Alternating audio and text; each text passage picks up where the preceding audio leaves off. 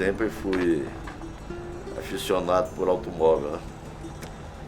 E às vezes eu passava na Praça João Lisboa com a minha mãe e via um automóvel novo ali num posto de carro de praça, que hoje se chama táxi. Olhava um carro daqueles, ficava fascinado.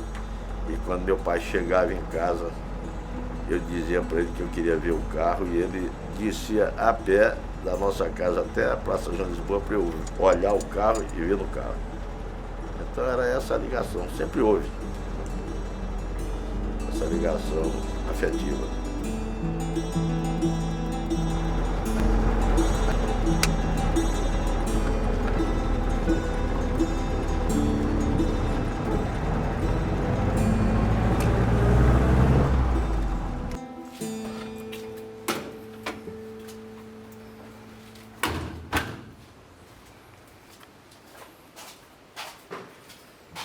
Memória pra ti é?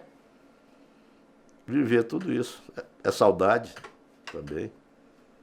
E eu procuro não esquecer, procuro ficar. E talvez eu deva essa memória, que você disse que eu tenho essa memória, talvez a maneira como eu estudei, o meu modo de aprendizagem.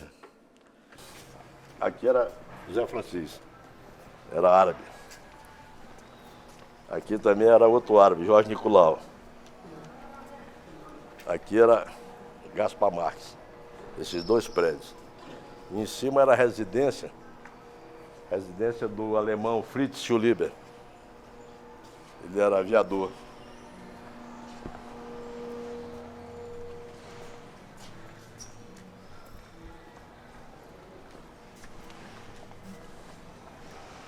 Aqui era Chagas e Penha. Esse prédio. Vai!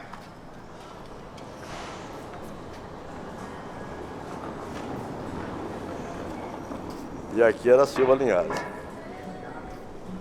Então aquela tarjeta ali nunca mais vai sair dali, pelo seguinte.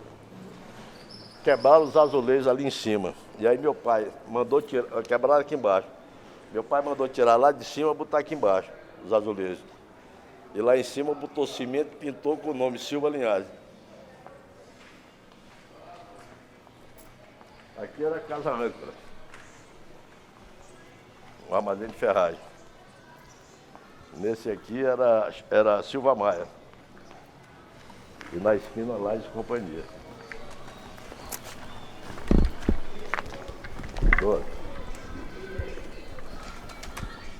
Esses dois aqui eram Xandro Zabud. Aqui na esquina foi Pinheiro Gomes e depois o Banco da Amazônia. Ali era Castro Gomes, aquele verde ali.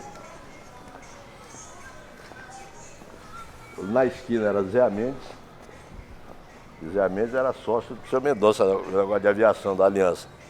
E no outro prédio da esquina era o armazém de Meirelles e Companhia. Desse lado aqui era na época a firma mais antiga. Aquele outro sobrado ali, bege, era o Acruz.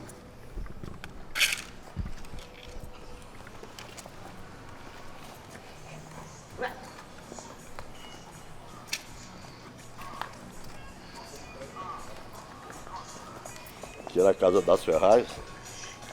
Eu vim na inauguração dessa loja, do meu pai. Deve ter sido inaugurado em 49 ou 50. Aqui era o bar de Mamu de Chaim. E esse prédio foi um tempo de Najib Acre, esse da esquina. Ali era uma firma importante também, Ferreira e Companhia. Esse lado aqui azul ali, um armazém de ferragem. E de frente era M. Ferreira.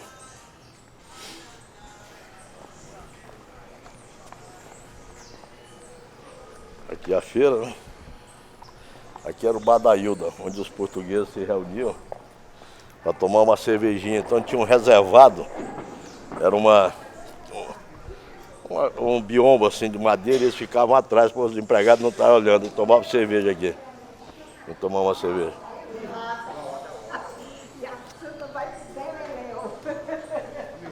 E aí, rapaz, como é? De Tudo bom? Manuelzinho, senhor. Tudo bem? Tá lá. Aqui era um café petit.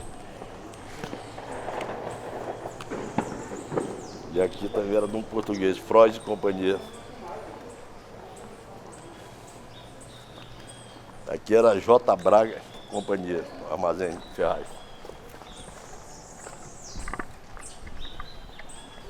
Aqui foi o primeiro prédio da Associação Comercial.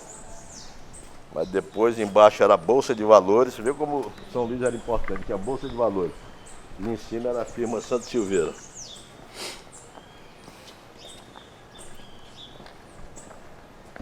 São Luís, o principal meio de transporte era os bondes, né? O Gonçalves Dias, São Pantaleão, o bonde do Anil. E o bonde do Anil, ele tinha atrelado um outro bonde que chamava Cara Dura, que transportava o pessoal que vinha da Maioba com os mantimentos para vender. São Luís, você acordava cedo com os apitos das fábricas. Era Camboa, era Santa Amélia, era São Luís e a Fabril. Tudo ali, porque tudo se resumia, tudo era no centro da cidade, tudo se resumia no centro da cidade. Então a Praia Grande era o centro comercial mais importante do estado, porque ele abastecia todo o interior.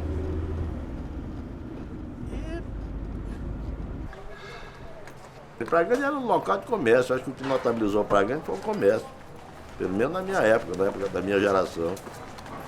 Eram os armazéns, as grandes firmas ali, que era a economia do estado estava ali.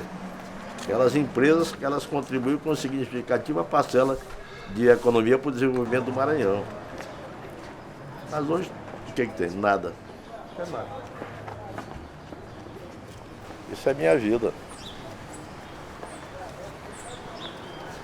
É uma satisfação enorme, imensa, que não tem, imensurável. Eu me recordar de tudo isso aqui. O cara botou o nome do meu pai ali. Eu não tinha visto isso. Isso é de artesanato.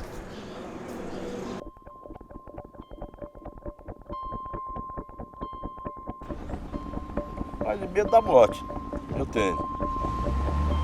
Só. Para enfrentar outra coisa, não tem medo não. Eu enfrento qualquer coisa. Agora da morte eu tenho medo. Inclusive, eu não vou a cemitério. Não vou a enterro. Não vou em velório, mas enterro não vou, cemitério não vou. Acho que é a única coisa que eu tenho assim de medo, né? De enfrentar a gente, enfrentar a bandido, não tenho medo. Não. E outra coisa, eu tenho, é um defeito meu, pode ser. Eu não trago almoço para jantar, né? Não levo almoço para jantar. Aqui ele chamava a Casa do Português. Porque aqui era daqui, toda essa, da rua Rio Branco até o fim da rua, a única casa que tinha geladeira, automóvel, telefone era aqui.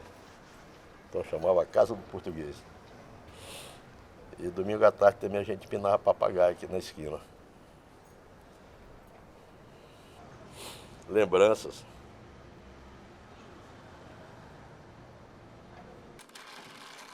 Sete, 4.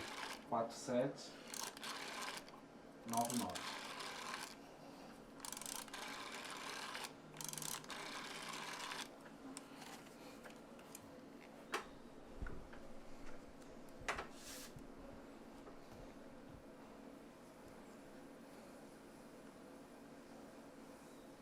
Alô, Joaquim? Fernando Silva, tudo bem? Tudo bem, rapaz? Estou aqui com o senhor Beto Matuque. Está aqui, ele vai falar contigo no telefone. Não, mas ele quer falar contigo. Tá, mas eu quero que tu fale o que a gente está fazendo aqui. Não, ele está falando, estou dando aqui uma entrevista para ele sobre São Luís Antigo, aquelas coisas.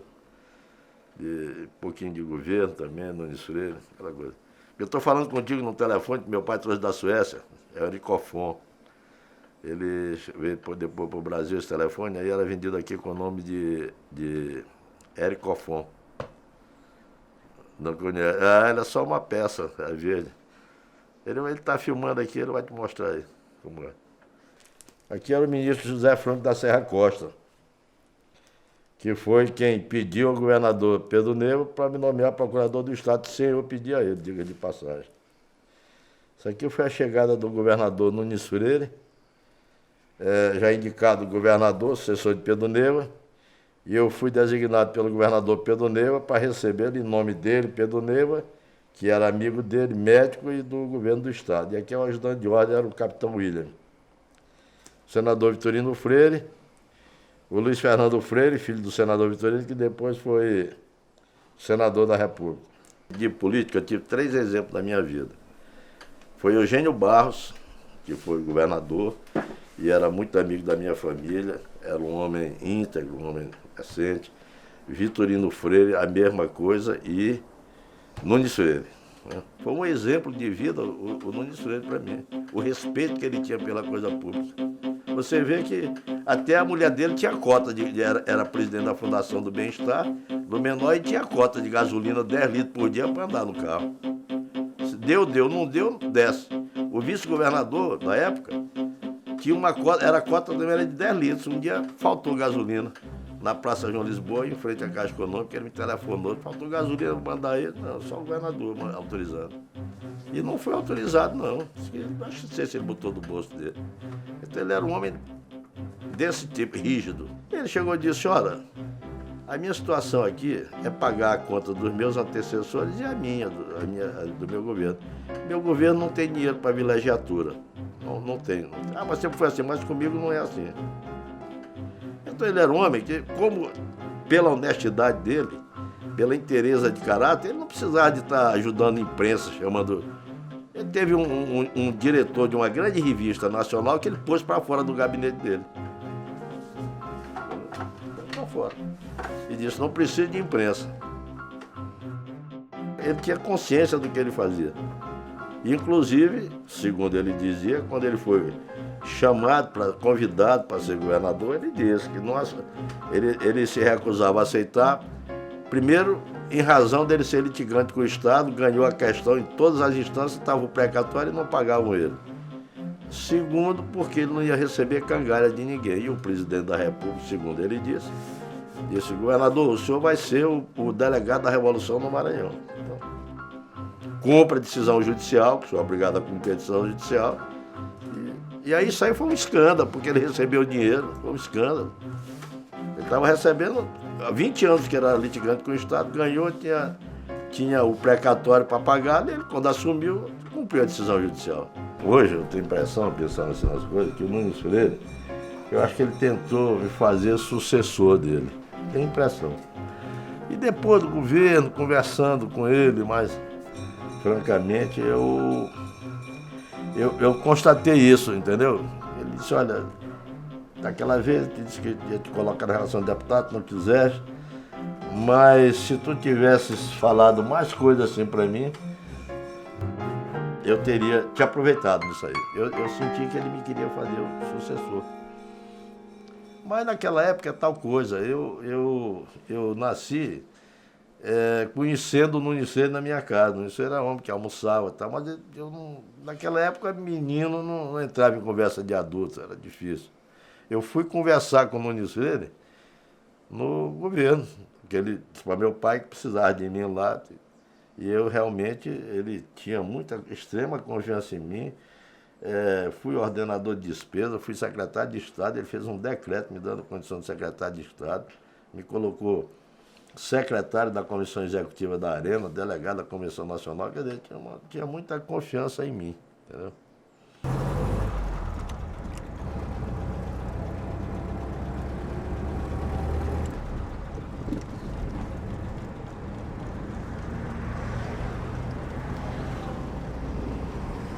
Para mim era um brinquedo. Então, por exemplo, se dissesse assim, tu queres isso ou passear de automóvel? Passear de automóvel. Gostar de automóvel. Eu lavava o carro, gostava de lavar o carro, com prazer lavar o carro. Olhar aquilo ali, como era passar marcha, o carro parado, eu passar marcha. Era uma satisfação para comer até hoje, para mim. Uma das coisas que eu mais gosto é dirigir automóvel. Já tomei ruim já por causa da idade. E o trânsito aí que estava uma coisa, eu já não tenho muita paciência. Mas é uma coisa fantástica. Eu digo para minha mulher, eu digo para ela, vamos a Portugal? Eu digo, não, eu prefiro ficar tomando conta aqui dos meus carros. Não diz isso para ninguém. Não vou dizer que já está...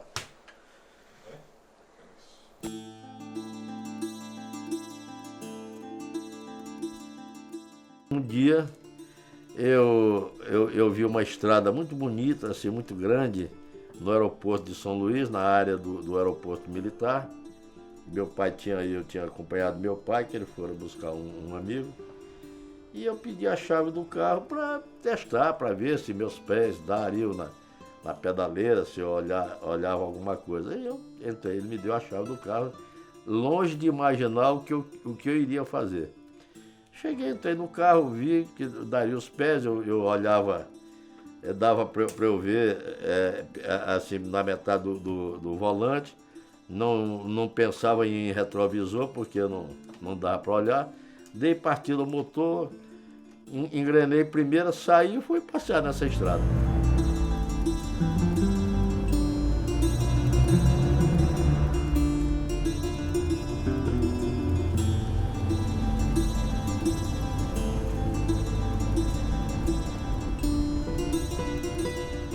Essa estrada nada mais era do que o aeroporto, uma pista do aeroporto de Tirirical. E eu tinha nessa época 10 anos e 6 meses. Isso ocorreu em dezembro de 1951 num carro Humber modelo Hot Mark IV, que meu pai havia comprado recentemente, tinha vindo da Inglaterra esse carro, e que eu mantenho até hoje na minha coleção.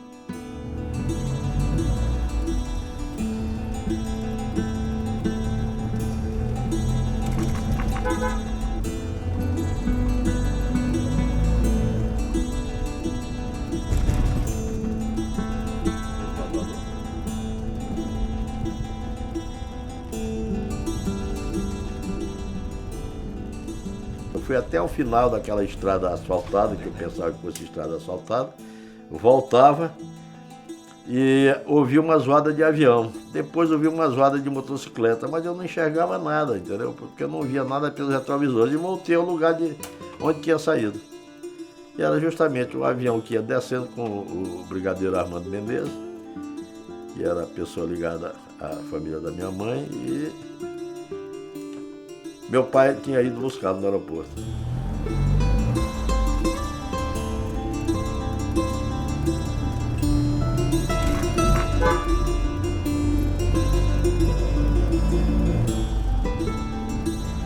Aquele automóvel Humber, aquele azul inglês que eu tenho, foi o primeiro que eu dirigi. Eu não sei, tem ocasiões assim que quando eu estou dirigindo o carro, eu tenho a impressão que eu me lembro do dedo de meu pai no arranque, dando arranque no carro. Entendeu? Quando, às vezes, eu estava tocando piano assim, parece que eu ouvia ele assobiar. Tem essas coisas. Sonho muito com ele, demais. Sonho demais. Então eu estou sempre em contato ali com aquilo. Para mim, ele não morreu. Meu pai era um cidadão inteiramente dedicado à família. A grande paixão dele era minha mãe e a família, os filhos que começaram a vir. Então eu fui o primeiro de uma prole de 8. E minha ligação com ele era tamanha que o pessoal depois, primeiro era Cola Tudo, o que hoje se chama Super Bond, depois foi Aradito. Então, e onde meu pai ia, eu estava com ele. Então era uma ligação afetiva muito grande. O sucesso do meu pai deve também muito a ela, né? Porque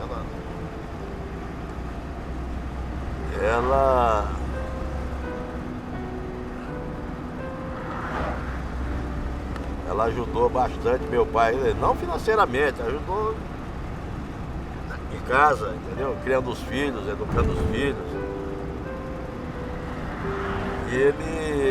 Porque minha mãe, ela estudou tudo isso, então meu pai, que começou a namorar com ela quando tinha 16 anos, ou 17, então ele procurou, talvez, olhando no espelho dela, ele procurou também estudar. No dia 28 de fevereiro, começaram as aulas no Marista. E nesse dia, chovia muito, eu já fardado, aquela farda caque, túnica, cinto, aquela coisa. E meu pai foi me deixar, lógico. Quando parou na porta do Marista, ele tirou do bolso uma caneta Parker e me deu de presente. A caneta que ele usava, tirou do bolso do paletó e me deu que ele usava, nessa época paletó. E a caneta eu guardo até hoje e funciona perfeitamente. Essa outra aqui representa até mais. Aqui.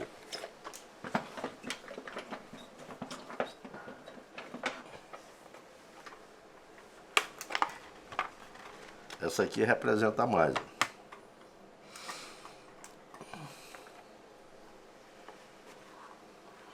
O que é esse representar mais? Essa aqui foi quando eu comecei a estudar. O primeiro colégio que eu estudei, quando chegou na porta do colégio, meu pai tirou do bolso do paletó e me deu a caneta. Então, foi um gesto assim, porque é tal coisa, possuir uma caneta Parker era muita coisa, porque tinha umas coisas assim, porque São Luís inspirava ar de província ainda. Então, por exemplo, a pessoa tinha uma caneta Parker, tinha um rádio, tinha carro, tinha casa no sítio, tinha praia, tinha não sei o que, telefone, geladeira, quer dizer, isso eram coisas que, entendeu? Destacavam a pessoa. Então, não tinha esferográfica ainda nessa época. Então você era no lápis, né? Ou na caneta tinteiro, que era esse aqui, ó, uma vermelha, outra preta. E no meio era a borracha, aí tinha um mata-borrão, entendeu? Isso aqui precisa limpar, então tá sujo. E esses objetos, eles carregam alma, né, pra ti? Lógico, carrega. Eu tô aqui, tô vendo meu pai, né? Aqui, ó, aqui do lado, aqui, tô vendo. E tu gosta dessa sensação? Gosto. De estar cercado. De estar cercado aqui disso aí, gosto disso aí. O carro, andar no carro, dirigir o carro.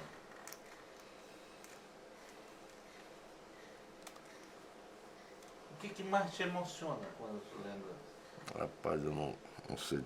Tudo me emociona. Tudo me emociona do meu pai. Se refere ao meu pai e minha mãe também. Os dois. Eu tive uma afetividade assim muito forte. Entendeu?